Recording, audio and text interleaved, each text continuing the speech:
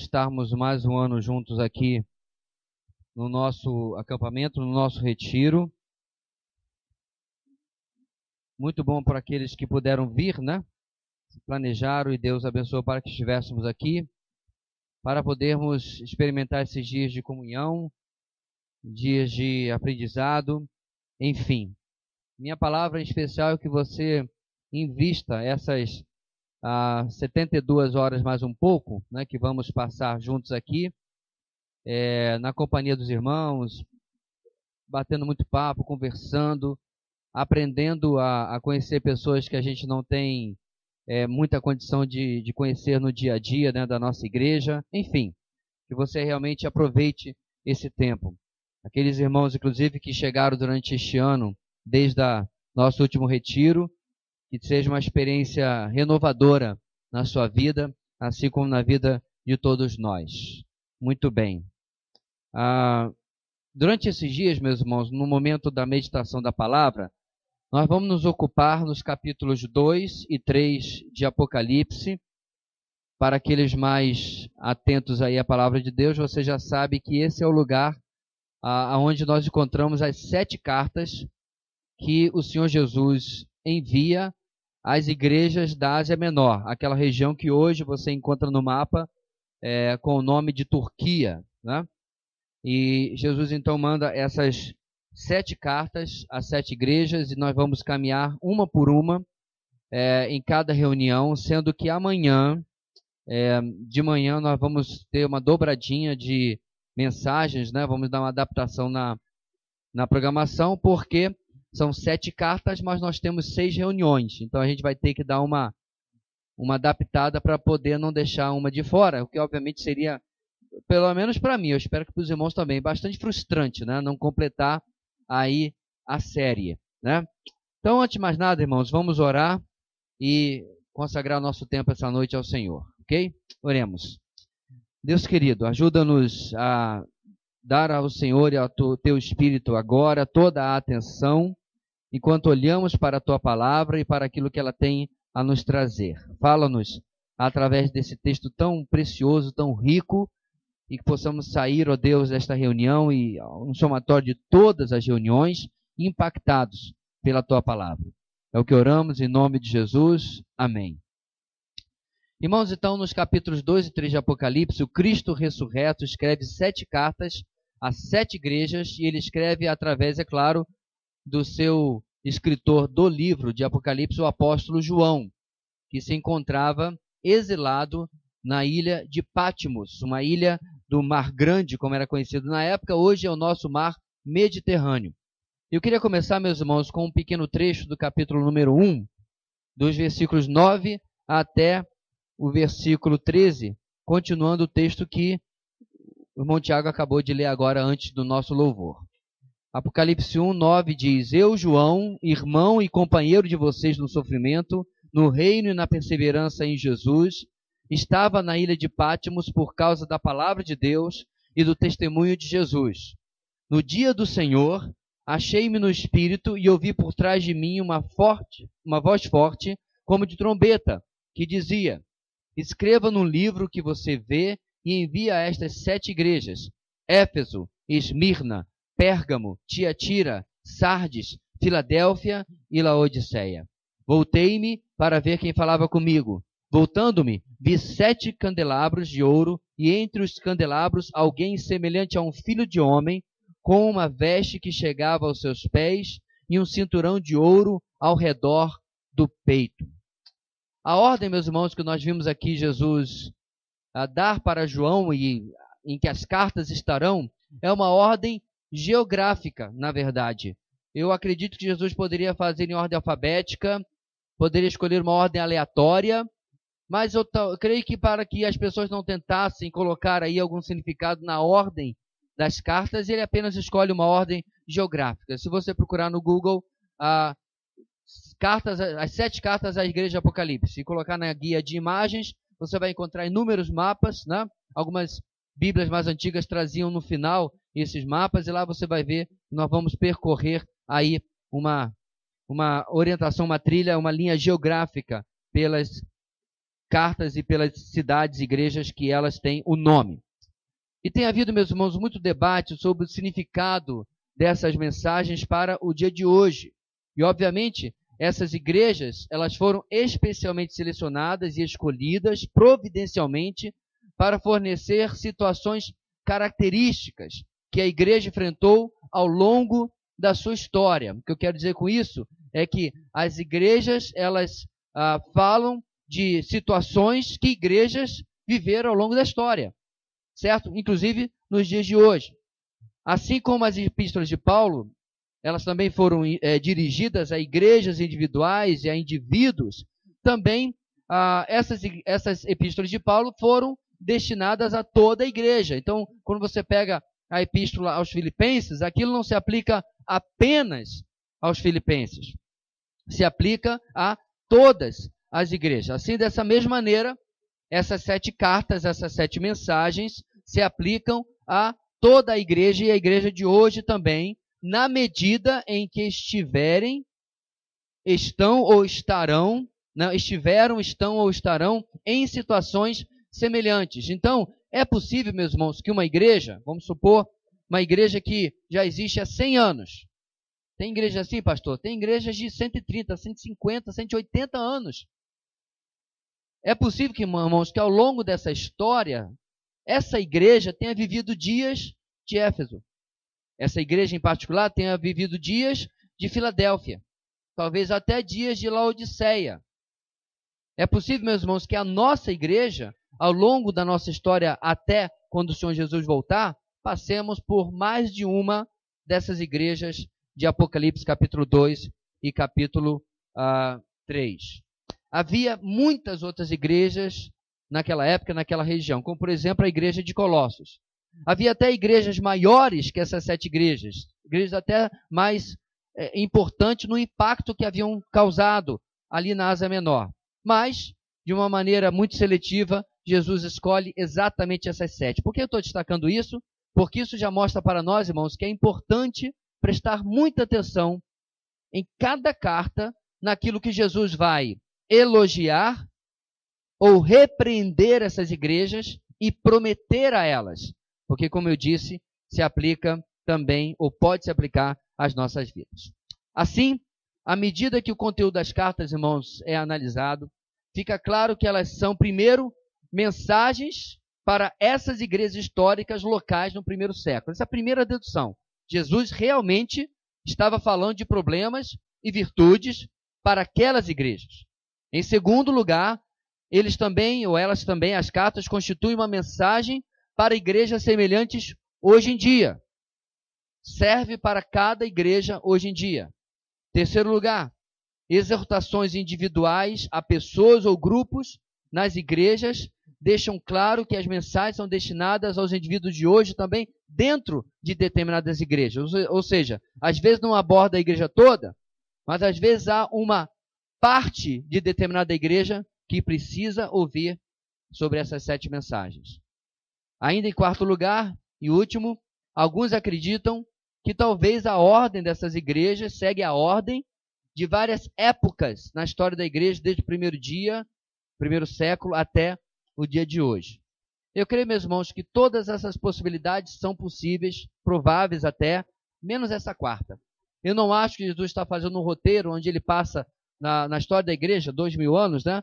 Que primeiro era a igreja de Éfeso, depois vem a igreja que é típico de Esmirna, e depois vem a igreja típica de Pérgamo, o que nos colocaria talvez nos dias de Laodiceia. Eu sei, se você conhece a carta a Laodiceia, parece mesmo que nós estamos vivendo os dias de Laodiceia. Mas eu não acho que seja um roteiro histórico que Jesus esteja falando isso, mas que em todo tempo, certo? O mundo é um lugar muito grande. Há hoje igrejas que estão passando os dias de Esmirna. Há hoje igrejas que estão passando os dias de Éfeso, por exemplo, e assim por diante. Muito bem.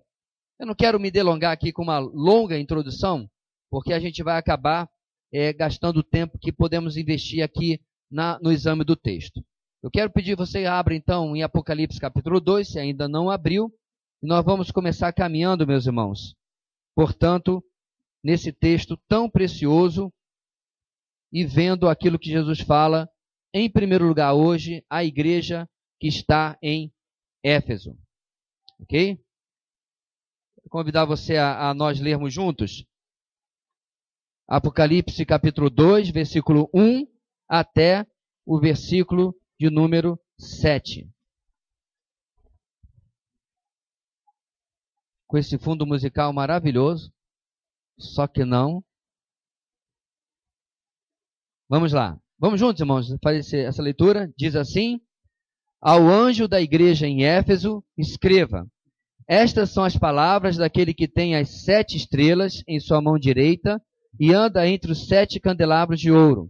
Conheço as suas obras, o seu trabalho árduo e a sua perseverança. Sei que você não pode tolerar homens maus, que pôs à prova os que dizem ser apóstolos, mas não são, e descobriu que eles eram impostores. Você tem perseverado e suportado sofrimentos por causa do meu nome, e não tem desfalecido. Contra você, porém, tenho isto: você abandonou o seu primeiro amor. Lembre-se de onde caiu, arrependa-se e pratique as obras que praticava no princípio. Se não se arrepender, virei a você e tirarei o seu candelabro do lugar dele. Mas há uma coisa a seu favor: você odeia as práticas dos nicolaítas, como eu também as odeio. Aquele que tem ouvidos, ouça o que o Espírito diz às igrejas. Ao vencedor, darei o direito de comer da árvore da vida que está no paraíso de Deus. Amados, para esses dias nós vamos ter uma exposição fluida do texto, direto. Não vamos esboçar o texto como é mais costumeiro na nossa igreja. Portanto, é importantíssimo que você deixe a sua Bíblia aberta, como sempre, é claro, mas vá anotando aí, se assim puder, aquilo que você for achando mais relevante para lembrar depois do que formos falar. Começando no versículo 1, meus irmãos, o uso da palavra anjo nessa e em todas as cartas tem levado a interpretações das mais diversas. Alguns creem, literalmente, que há um ser celestial cuidando de cada igreja local. Tomara que o nosso seja bem fortão. Não, estou brincando, irmãos. Alguns acreditam que existe um anjo que paira sobre cada igreja local. Eu acho isso, meus irmãos, algo muito improvável e, inclusive, sem sustento nas Escrituras. Eles tiram isso de deduções muito subjetivas. Por exemplo, quando o anjo vai buscar a Pedro na prisão, e aí já fazem uma ponte aí que eu acho, de novo, muito improvável. Outros convencionaram chamar o pastor da igreja de anjo. Porém, eu creio, meus irmãos, que há uma explicação bem mais simples. A palavra grega angelos, da onde vem, por exemplo, aquele que se chama Ângelo ou Ângela, né? Angelos não significa originalmente a nossa palavra anjo. Essa é uma palavra latina criada a partir dessa palavra grega. A palavra angelos não é anjo nem ser celestial, significa apenas mensageiro. Então, inclusive, aquele mensageiro que você envia da sua empresa para levar um documento a outro, agora tem esse serviço, né? Você pode até terceirizar. O que ele é? É um anjo. Ele é apenas alguém que está levando uma mensagem de um lugar para o outro. É um carteiro, certo? Eu sei que esta palavra é embutida de outros significados, mas se nós apenas traduzirmos a palavra, ela apenas significa mensageiro. Então, o que estaria escrito no versículo 1, meus irmãos? Ao mensageiro da igreja em Éfeso, escreva. O qual pode ser tanto cada um que levaria a carta, né, a cada igreja, ok? Alguém que João encarregaria de levar a carta para Éfeso, para Pérgamo, para Esmirna e assim por diante. Ou realmente pode ser o líder daquela igreja que tinha a incumbência de pregar, de levar a mensagem àquela igreja, ou pelo menos aquela mensagem àquela igreja. Então, meus irmãos, quando vocês ouvirem, especialmente os mais novos na fé, né, se referirem a este pastor ou qualquer pastor como o anjo da igreja, não é nada místico, não é nada fantástico, é apenas uma alusão a essa possibilidade em Apocalipse capítulo 2, versículo 1 e no começo de cada uma das demais cartas. Ela é endereçada, meus irmãos, a Éfeso. Éfeso era a antiga capital da Ásia Menor. Uma cidade próspera, de cerca de 500 mil de habitantes. Para a época é uma cidade muito grande, ok? Um número muito significativo para a época. E nessa cidade, meus irmãos, estava o grande e majestoso templo da deusa Diana, como você pode verificar em Atos capítulo 19. Havia uma grande comunidade judaica e Paulo morou nesta cidade por 3 anos, instruindo a igreja. Inclusive é de seus líderes que Paulo se despede de maneira emocionante em Atos capítulo 20, sob lágrimas, dizendo que inclusive nunca mais os veria e os recomendando que cuidassem do rebanho de Deus. Você tem também, meus irmãos, 7, no versículo 1, como um símbolo, um número da perfeição. É interessante, meus irmãos, que não é à toa que a trindade satânica, quem é a trindade satânica? O anticristo, o falso profeta e o próprio Satanás.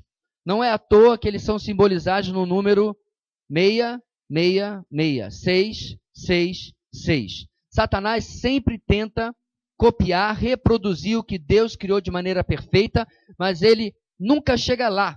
Ele sempre fica perto, mas nunca consegue plenamente. O 7 tem sido assim um dos números que simbolizam a perfeição e, portanto, a pessoa, a obra, o caráter do nosso Deus.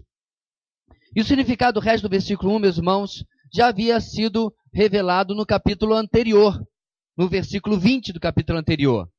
Este é o mistério das 7 estrelas que você viu em minha mão direita e dos 7 candelabros. Quais são as 7 estrelas? As 7 estrelas são os anjos das 7 igrejas. E os 7 candelabros são as 7 igrejas. É um exemplo perfeito, irmãos, especialmente para aqueles que estão fazendo o nosso seminário, de a Bíblia ajuda a interpretar a própria Bíblia, certo? O simbolismo de um capítulo para outro já é explicado de maneira perfeita. As 7 estrelas são os mensageiros, os anjos, os 7 candelabros são as próprias 7 igrejas. Ou seja, o Cristo ressurreto tem os mensageiros das igrejas em sua mão direita e ele anda em meio às igrejas. Eu acredito, meus irmãos, firmemente que isso não era verdade apenas para as 7 igrejas de Apocalipse 2 e 3. O Senhor, claro, continua andando em meio às suas igrejas, as igrejas verdadeiras, é claro, e o Senhor continua cuidando, zelando, guardando e responsabilizando aqueles que ele coloca como mensageiros a estas igrejas. No verso 2, o texto começa com recomendações e elogios a esta igreja. Primeiro, pelo seu trabalho duro, seu trabalho árduo.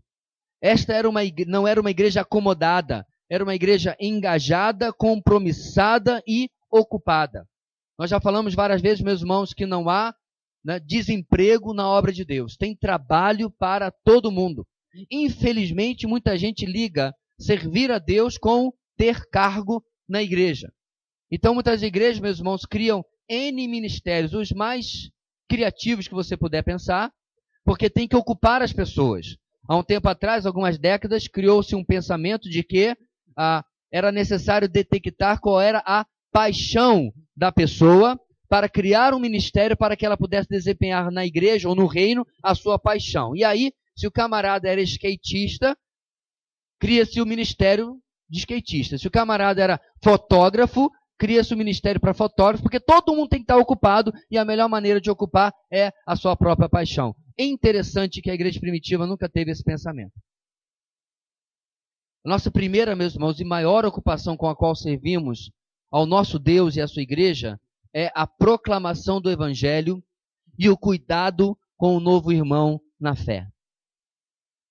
Tendo ou não tendo cargo, isso pouco importa.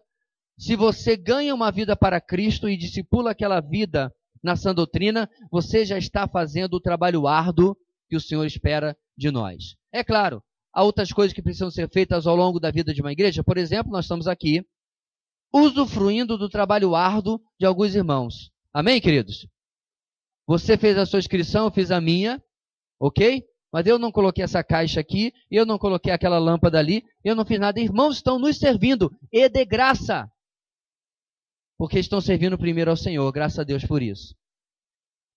Então vai aparecer, meus irmãos, muitas coisas. Toda semana você serve a nossa igreja quando você ajuda lá na limpeza da nossa sede. Mas o que eu quero dizer aqui, meus irmãos, é que há sempre haverá um limite. A igreja todo ano está crescendo, graças a Deus. Mas é impossível sair criando funções e ocupações e cargos para cada pessoa. Se você chegasse para mim dizendo assim, pastor, na eleição do final do ano eu não quero concorrer a nada, eu quero ser evangelista. Meu amado, é capaz de eu me ajoelhar na tua frente e começar a glorificar a Deus. Porque é interessante, meus irmãos, que essas são as funções que poucas pessoas querem. Não é só na nossa igreja, é em várias igrejas. Tem igreja que tem briga para ser secretário, para ser tesoureiro, para ser diretor disso, presidente daquilo. Mas a igreja de Éfeso, meus irmãos, não era sobre isso que Jesus está se referindo. Era uma igreja operosa em obras que eram aquelas que o Senhor tinha dado, inclusive na última palavra que Ele nos dá, vimos algumas semanas atrás na exposição de Atos, que é ser testemunha dele, ser pregador do seu evangelho em toda Jerusalém, Judéia e Samaria e até os confins da terra. A segunda recomendação, meus irmãos, é pela perseverança dessa igreja. Ela não era uma igreja que desistia, mas que continuava em frente diante dos desafios da vida cristã e do ministério. Eu acho muito interessante, meus irmãos, até, desculpe, sai um sorrisinho bem no cantinho assim, quase escondido, sabe? Da boca. Quando alguém que estava apenas, sendo cuidado, bebê na fé, ou talvez ainda não muito despertado, e aí por uma coisa e outra, ele é chamado para cuidar de algo pequeno ainda. E para cuidar daquilo, ele tem que lidar com as pessoas. E aí essa pessoa chega para mim e diz assim, pastor, como o senhor consegue? Esta semana eu perguntei ao presbítero da igreja se ele queria trocar um ano de lugar comigo, só um aninho. Eu ficava só como presbítero e ficava como pastor da igreja. Ele me deu retumbante não. Por que, meus irmãos? Porque é muitas vezes nas dificuldades de lidar com ovelhas, com irmãos em Cristo, que muita gente não persevera no ministério. Em qualquer um que seja. Nós queremos servir a Deus, mas não queremos ter cheiro de ovelha. O mais interessante, irmão, é que você também é ovelha.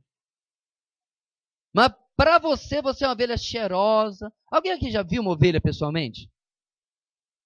Eu tinha um cliente, irmãos, quando eu trabalhava no mercado de informática, que nós fomos no sítio dele ali no... Esse é o nome, depois dos Silos, na saída para Venezuela, entra à direita e vai embora. Eu só sei que acabou com a minha suspensão do carro, mas esqueci o nome daquela região ali. Fomos ali no sítio dele. E ele tinha, meus irmãos, um animal ali, de caprinos e tal, e tinha um que o nome dele era Michael Jackson. Eu não estou brincando.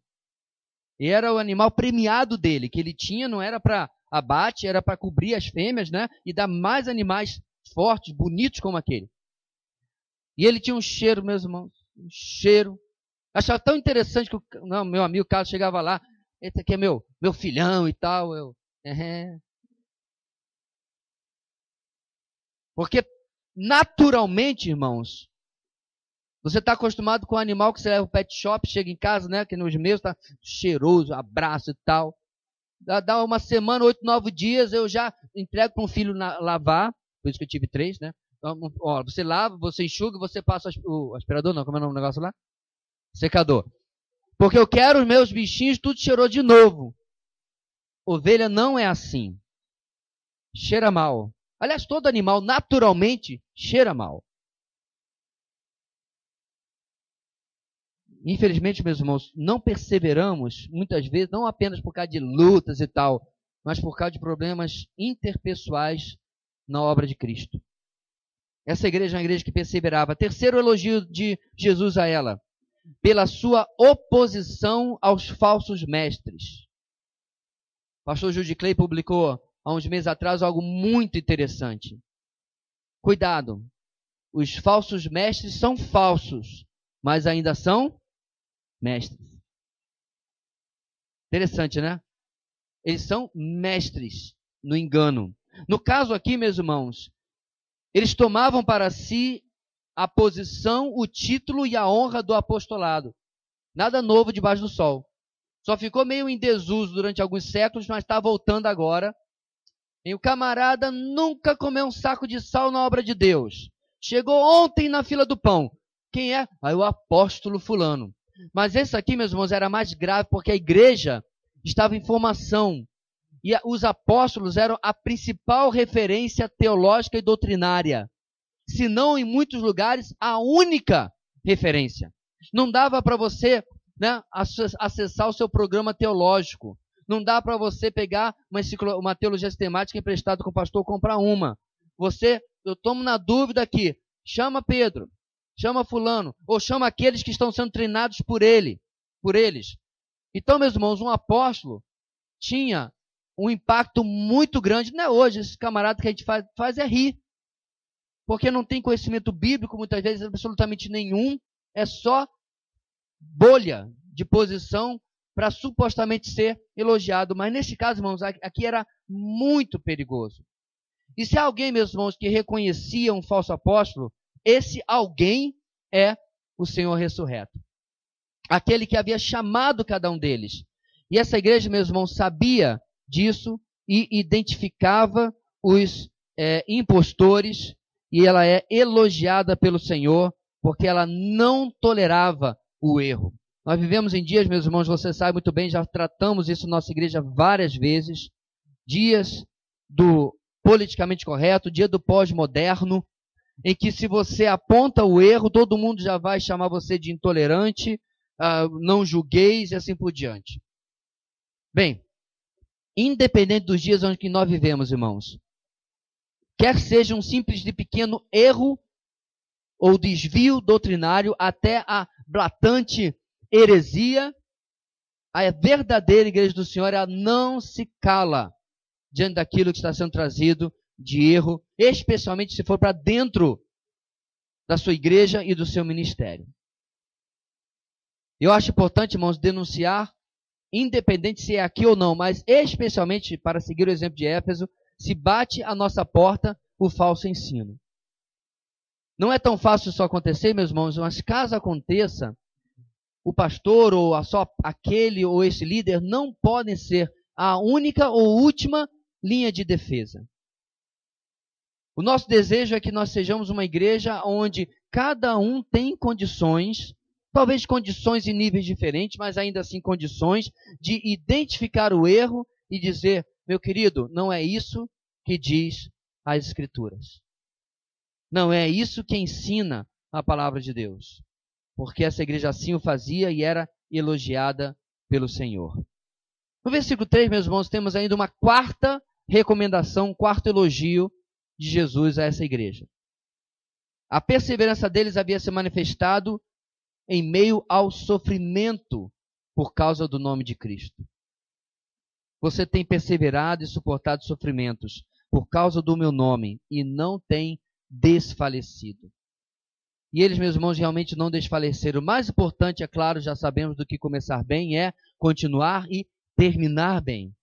Porque desde sua implantação, meus irmãos, até a data desta carta, essa igreja vem perseverando em meio à oposição e perseguição por praticamente ou mais de 40 anos. Esta é uma igreja, meus irmãos, que tem quase 3 vezes a idade da nossa.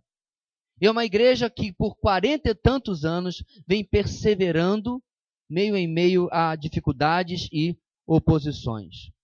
Agora, meus irmãos, nessas cartas muitas vezes nós vamos ter elogios, mas também vamos ter repreensões, com poucas exceções.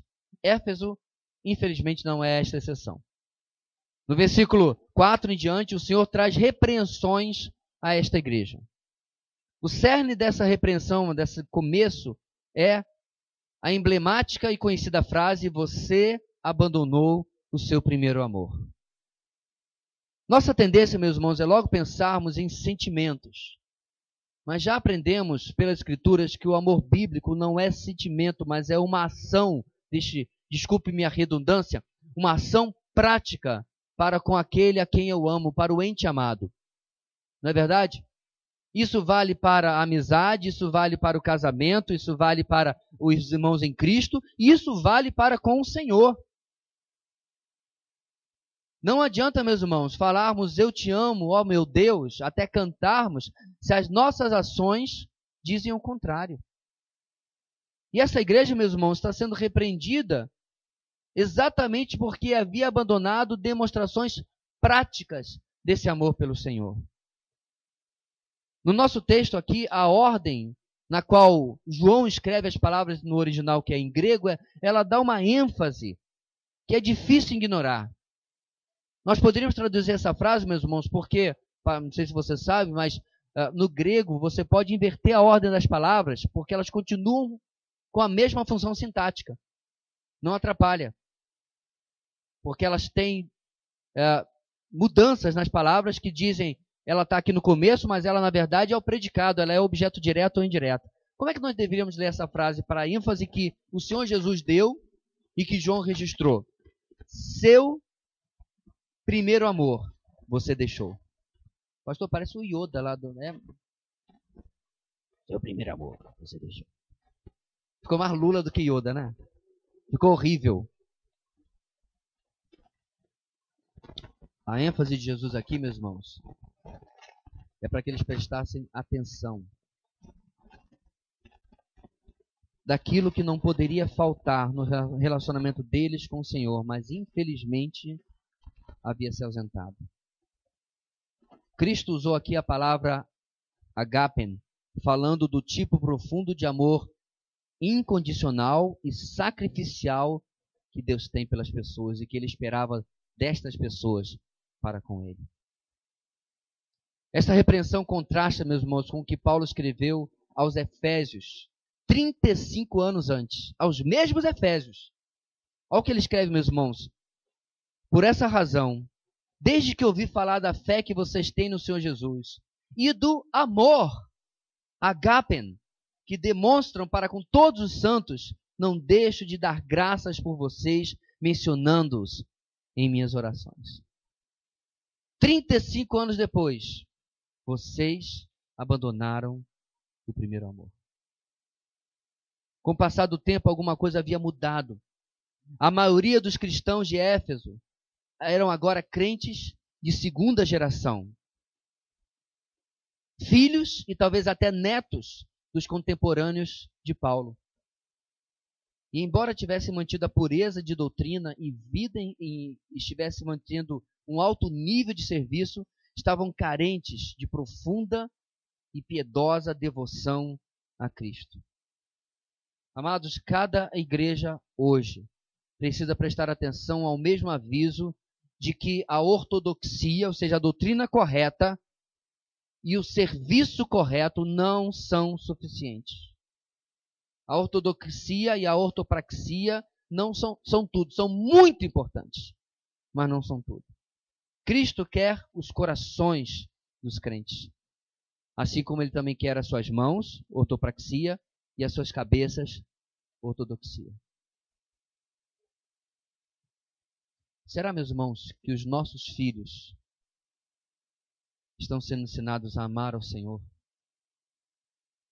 Talvez você está fazendo tudo aquilo que nós temos orientado a nossa igreja. Você tem ensinado certo. Você tem passado certo.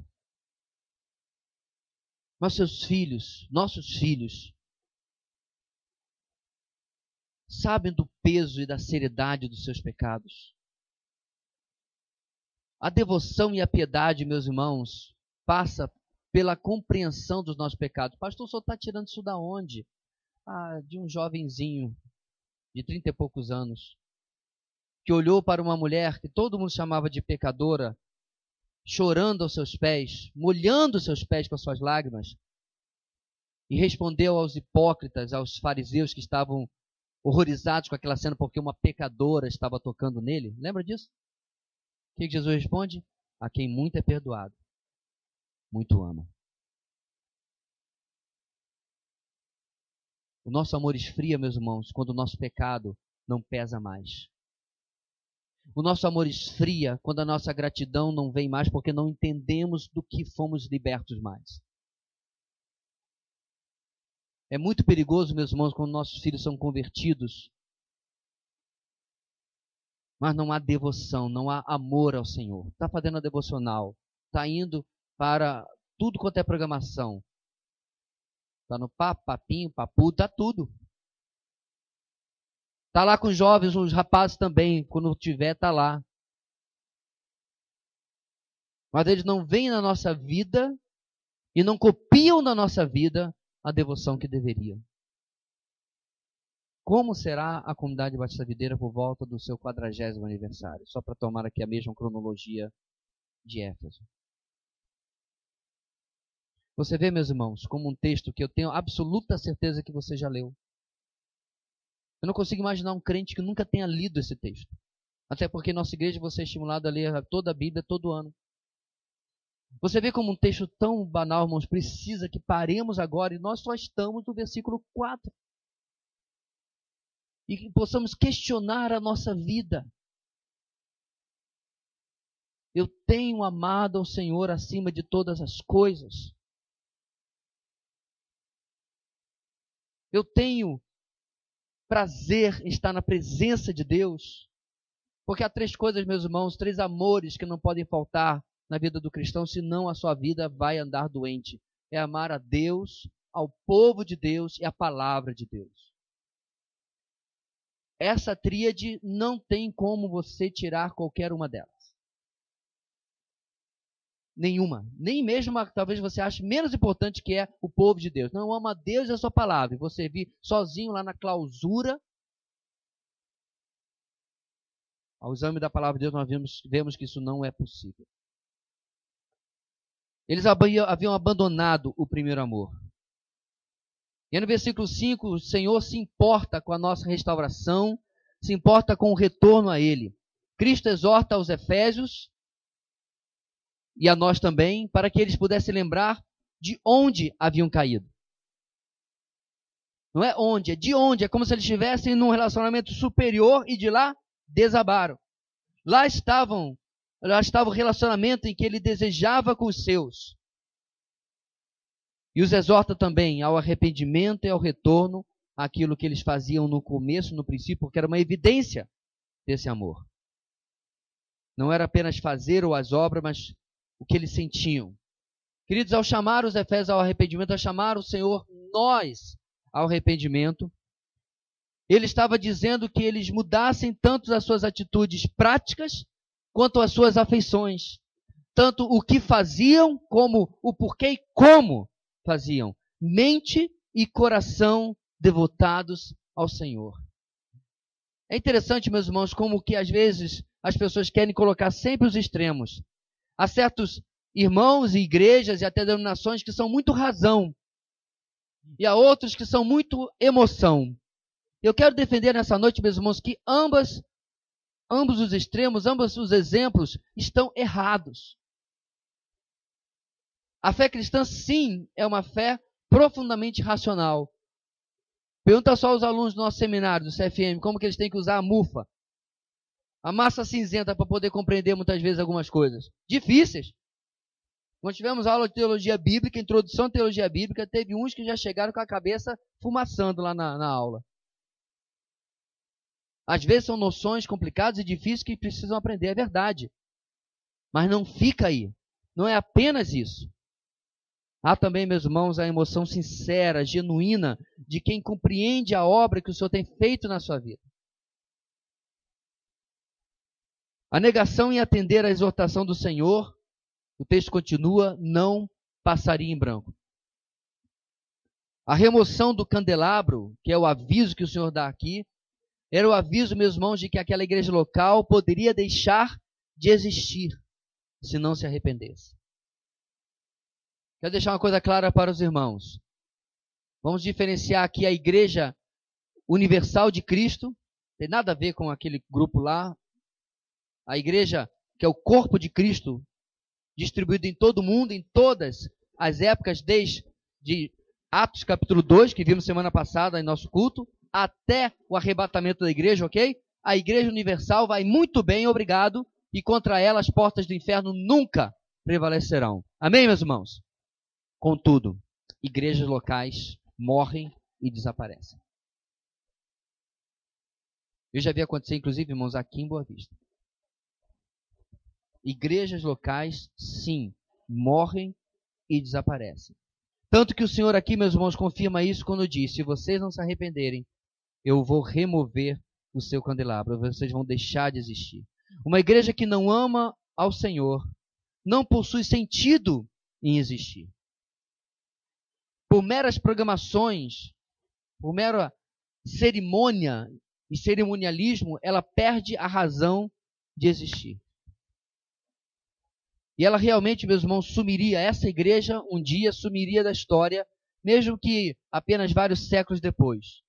É provável, meus irmãos, que naquele momento em que eles recebem a carta de Apocalipse capítulo 2, essa igreja atendeu a exortação do Senhor, essa igreja se arrependeu e voltou ao primeiro amor. É muito provável que sim.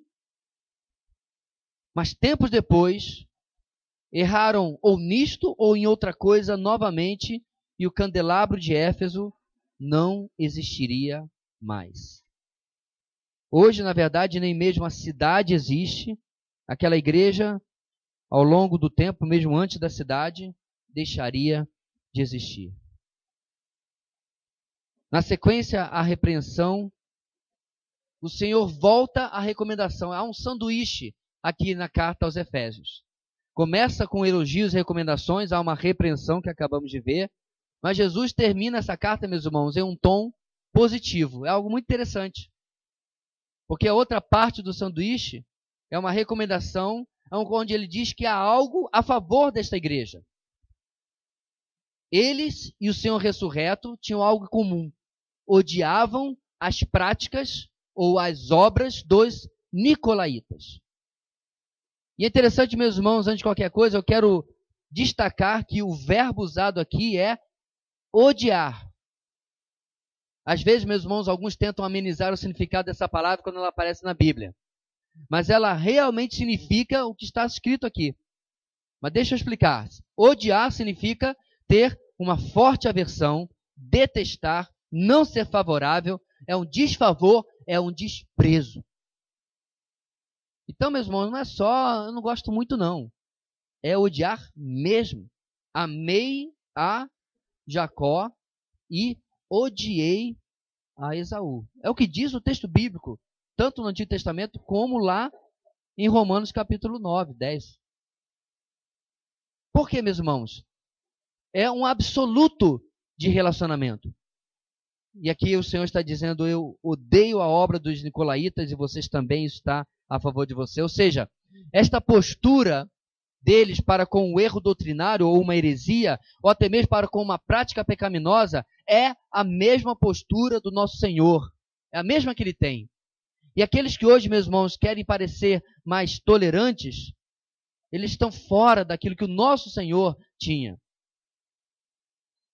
Ele odiava as práticas erradas e continuou odiando as práticas erradas até o dia de hoje. E essas pessoas, meus irmãos, sem conseguir entender que a tolerância ao erro acaba permitindo que o erro se perpetue. Eles chamam aqueles que agem como o Senhor está agindo aqui, até mesmo de discurso de ódio.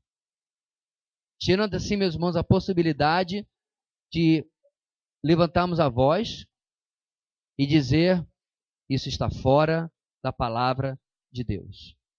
Agora, quem são os nicolaítas? Essa palavra surge, meus irmãos, em Apocalipse, do nada, porque o povo da época sabia muito bem sobre o que eles estavam falando.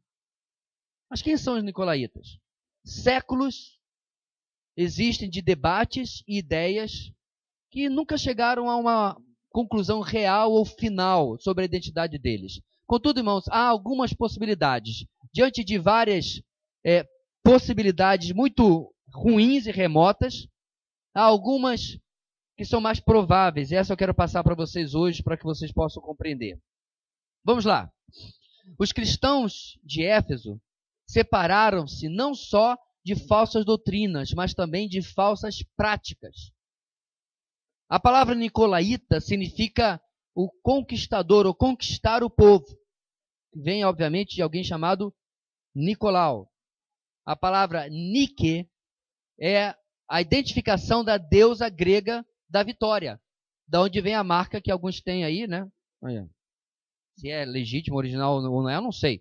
Nike vem da deusa grega Nike, a deusa da vitória. A palavra, o nome da mãe de Timóteo, Eunice, e a mãe daquele que vos fala também, significa a vitoriosa, ou aquela que vence. Então, meus irmãos, a vitória sobre outros estava no cerne desse problema, do domínio sobre outros. E alguns acreditam, meus irmãos, que essa foi uma seita que surgiu dentro da igreja, que buscava dominar a igreja e roubar do povo a sua liberdade em Cristo, trocando por libertinagem. Um possível exemplo disso você encontra na pessoa de Diótrefes, o qual é nominalmente mencionado, olha aí, citado pelo nome. Hoje, se você cita pelo nome, você é intolerante, você é fundamentalista. Camarada está publicando um monte de asneira na rede social, mas se você diz fulano está ensinando erro, você está errado. João não queria nem saber, meus irmãos, com a opinião do pessoal da rede social. Na terceira carta de João, versículos 9 e versículo 11, o apóstolo do amor e o escritor de Apocalipse diz o seguinte, presta atenção. Tenho escrito à igreja, mas Diótrefes, que procura ter entre eles o primado, não nos recebe. Não nos recebe quem, irmãos? O apóstolo João. Ele estava se colocando naquela época, acima de alguém que havia não apenas sido chamado pelo Senhor, andado com o Senhor, mas deitado no ombro do Senhor. Meus irmãos, eu se estivesse naquela época na presença do apóstolo Paulo, eu ia passar vergonha. Sabe aquela pessoa que encontra alguém que admira e não consegue parar de rir e fica nervoso, sai e coloca a mão? Eu ia passar vergonha.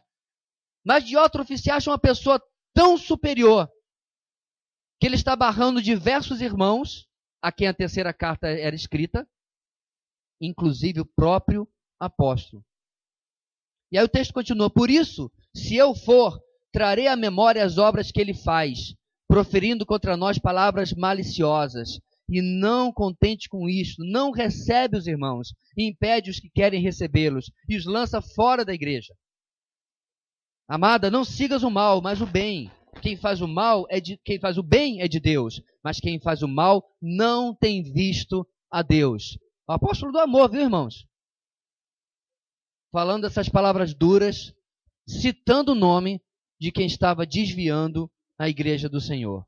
Esses nicolaítas, meus irmãos, iniciaram o que conhecemos hoje, ou chamamos hoje, das divisões de clero e leigos.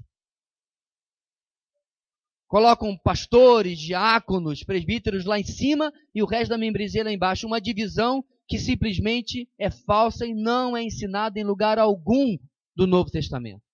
Todas as pessoas de Deus são reis e sacerdotes. 1 de Pedro 2,9 e Apocalipse 1,6. E têm acesso igual ao Pai através do sangue de Cristo. Hebreus 10,19. E Éfeso não era o único lugar afetado por essa seita perigosa. Ela aparece novamente ao estudarmos a mensagem para a igreja em Pérgamo, mais à frente. Pérgamo ficava mais ao norte, porém, entre Éfeso e Pérgamo havia Esmirna. Nossa próxima igreja, inclusive. Olha que interessante, meus irmãos. Esmirna não foi afetada por essa seita. Eu quero que você guarde isso em mente. Depois de Éfeso vem Esmirna, os nicolaítas lá não se criam, mas depois vem Pérgamo, onde nós vamos ver um cenário diferente. Vamos guardar isso em mente quando nós chegarmos lá. Isso vai demonstrar muito daquilo que estava acontecendo nessas igrejas. Porém, meus irmãos, há algo mais. O nome desse grupo indica que eles provavelmente, como eu disse, eram lá atrás os seguidores de alguém que chamava-se Nicolas. E o candidato, meus irmãos, obviamente isso é examinando literatura da época, esta bíblica, o candidato mais provável é o prosélito de Antioquia, mencionado em Atos 6, versículo 5. E a tradição diz que ele se tornou um gnóstico e tolerou a imoralidade. E há muita gente que fala sobre isso. Irineu, por exemplo, indica que seus seguidores viviam da indulgência impenitente. Significa o quê? Eles se permitiam fazer o que quisessem e não se arrependiam. Hipólito, outro da época dos pais da igreja, diz que Nicolas se afastou da doutrina correta e tinha o hábito de incutir a indiferença tanto da vida quanto da comida. Clemente de Alexandria diz que os nicolaítas se entregavam à licenciosidade desenfreada. É uma liberdade, meus irmãos, que não é liberdade, dizendo, já fomos libertos por Cristo, podemos fazer o que quisermos. Nunca leram Paulo. Ou pelo menos, se leram, decidiram não interpretar direito. Eusébio argumenta que a heresia, graças a Deus, teve uma vida curta em Éfeso. Significa o quê? Eles não se criaram. O elogio do Cristo ressurreto aqui é por causa disso. Assim, meus irmãos, nosso texto termina agora no versículo 7 com uma fórmula. Uma fórmula que nós vamos ver se repetir no final de cada carta em Apocalipse. A fórmula começa com: aquele que tem ouvidos, ouça o que o Espírito diz às igrejas. Algo que não significa, claro, meus irmãos, apenas ter ouvidos físicos, mas ter a capacidade e a disposição espirituais de ouvir o que o Senhor está falando. Essa capacidade, meus irmãos, ela não vem de nenhuma unção ou capacidade especial dada por alguém ou vinda de alguma experiência, mas vem simplesmente pelo novo nascimento. Todo cristão, e apenas o cristão, é capaz de ouvir as coisas espirituais. Porém, a disposição vem no sentido contrário, é claro, da rebelião e do endurecimento de coração. Quando essa igreja em Éfeso recebeu esta carta, se havia ali alguém de rebelde, de coração endurecido, não atendeu a carta, mesmo que ela fosse escrita pelo próprio Senhor. Talvez criaram desculpas. Que nada. João está sozinho lá em Patmos, está tendo visagens.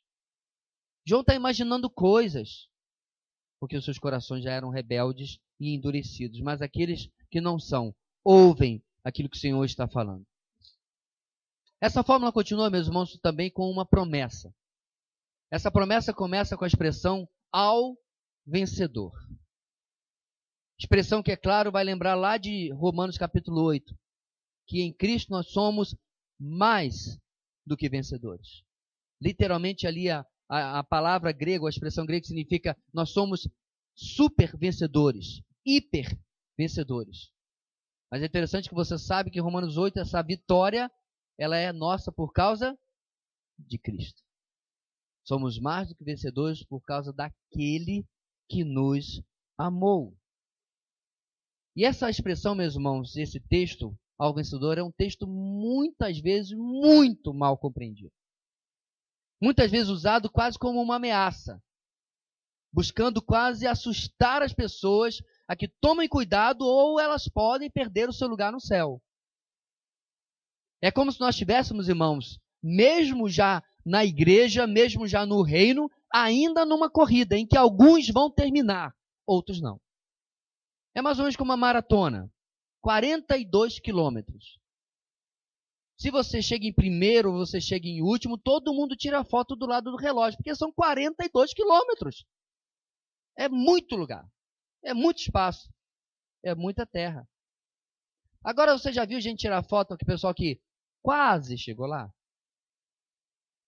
Lá pelos 30 quilômetros desistiu, que a perna não dava mais, estava já dando cãibra para tudo, dando cãibra até nos olhos. Não quer mais não. Mas tirou foto no quilômetro 30. Não tira, porque não chegou até lá. E muita gente vê a vida cristã, irmãos, dessa maneira. Os corredores são todos cristãos, mas alguns terminam e outros não.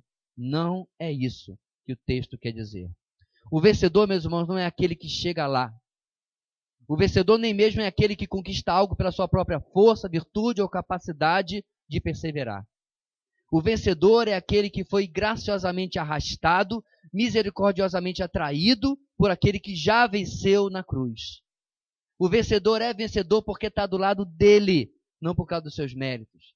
É aquele que vence pelos méritos de outro, méritos que nunca poderia ter conquistado e nunca poderá perder, porque não são nem seus para começar a conversa. Este é o vencedor. A terceira parte da fórmula, meus irmãos, para completar a expressão, traz a promessa. Ao vencedor, no caso aqui da igreja dos Efésios, a igreja de Éfeso, ao vencedor darei o direito de comer da árvore da vida que está no paraíso de Deus. Em Apocalipse, a primeira promessa, a primeira igreja, e a promessa que serve para nós também, irmãos, retorna ao livro de Gênesis. Retorna ao jardim do Éden, lá onde a árvore da vida era a declaração de Deus da sua intenção e desejo para que o homem escolha a vida para que possa viver. Mas o homem, nós sabemos, irmãos, escolheu o pecado e com ele escolheu a morte. O vencedor em Cristo desfrutará da vida eterna e abundante que nosso Deus sempre desejou para o homem e que hoje é possível novamente só por causa de Cristo. A árvore da vida, inclusive, meus irmãos, estará na Nova Jerusalém. Nós lemos em Apocalipse capítulo 22 o seguinte: então o anjo me mostrou o rio da água da vida, que claro como cristal fluía do trono de Deus e do Cordeiro no meio da rua principal da cidade. Essa é a Nova Jerusalém. De cada lado do rio estava a árvore da vida, que frutifica 12 vezes por ano, todo mês, uma vez por mês. As folhas da árvore servem para a cura das nações. A promessa, então, meus irmãos, não é apenas de vida eterna, mas a promessa que o Senhor traz à igreja de Éfeso e a nós é a promessa de qualidade dessa vida eterna. Não mais doenças, não mais morte, não mais dor. Nosso ex-presidente, independente de quem ele é, passou esses dias, meus irmãos, por uma dor terrível. Aquela que eu costumo dizer, meus irmãos, que deve ser a pior dor que um ser humano pode experimentar, que é a perda de um filho, no caso dele, a perda de um neto. Menino de 7 anos de idade.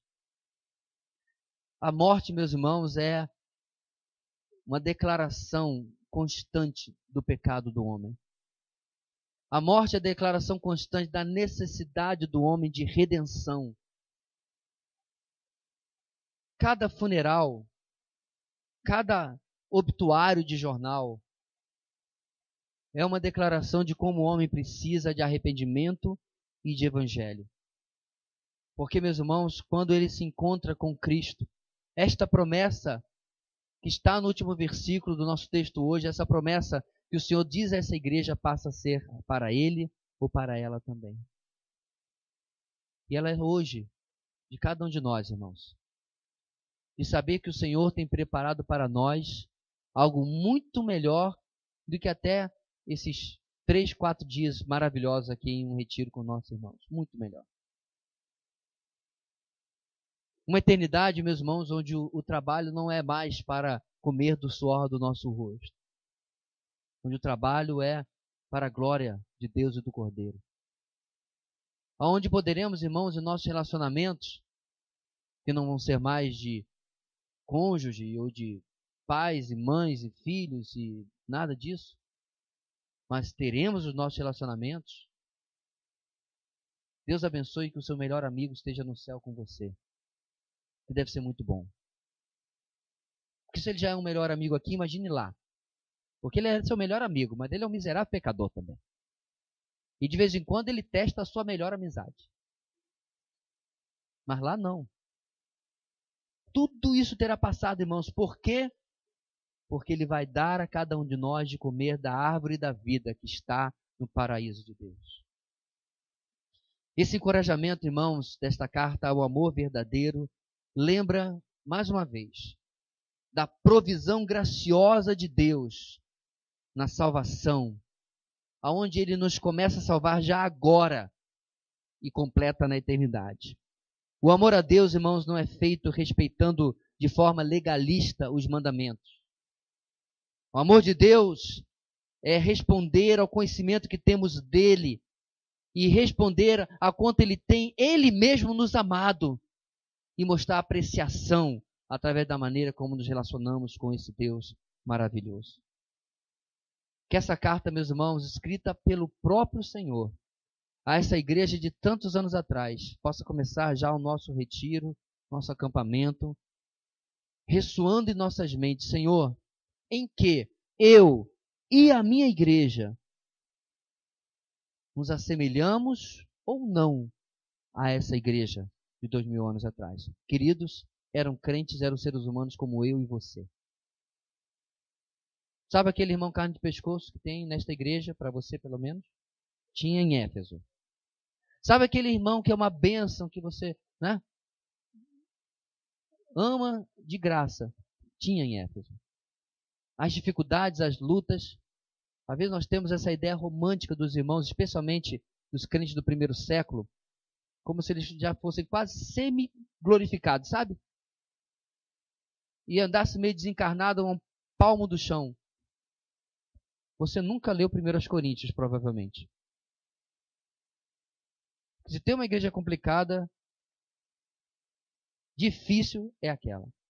Portanto, quando começamos, irmãos, uma igreja onde nós estamos, graças a Deus, 60% para o elogio, 40% para a repreensão, ainda assim podemos olhar para nossas vidas, repetindo, e para a nossa igreja e perguntar ao Senhor aonde precisamos mudar, aonde precisamos melhorar.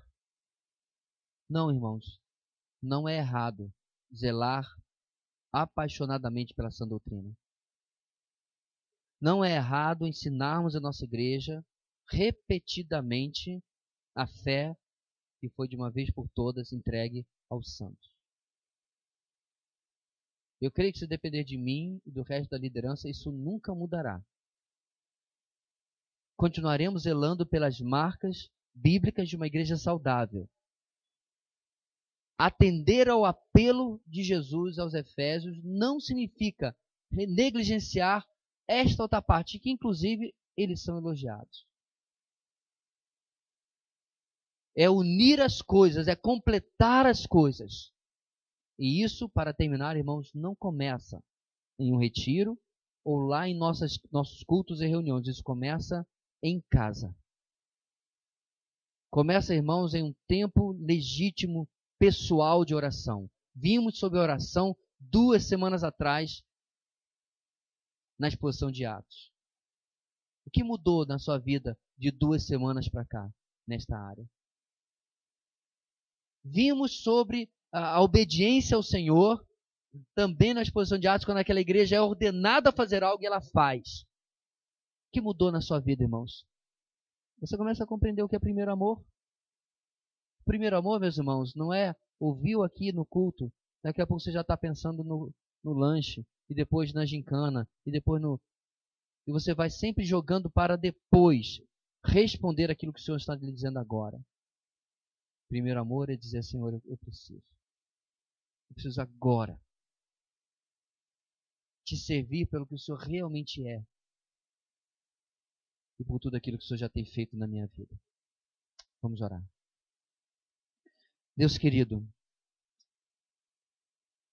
derrama do Teu Espírito, dando a nós profunda convicção daquilo que a Tua Palavra nos falou hoje, como um raio-x ou um holofote, eu não sei mais o que colocar, ou colocando debaixo de um microscópio, em que revela, ó Deus, a nós como indivíduos e como igreja, aonde precisamos ouvir aquilo que o Senhor falou a esta igreja há quase 2000 anos e aplicar a nós hoje, a nossa igreja, a nossas vidas. Ajuda-nos, ó Deus. Ajuda-nos a continuar perseverando aonde temos agradado ao Senhor, mas também lembrar de onde temos caído, ou de onde temos caído, e voltar ao primeiro amor, voltar àquilo que o Senhor deseja de nós. É o que oramos. No nome de Jesus. Amém e amém.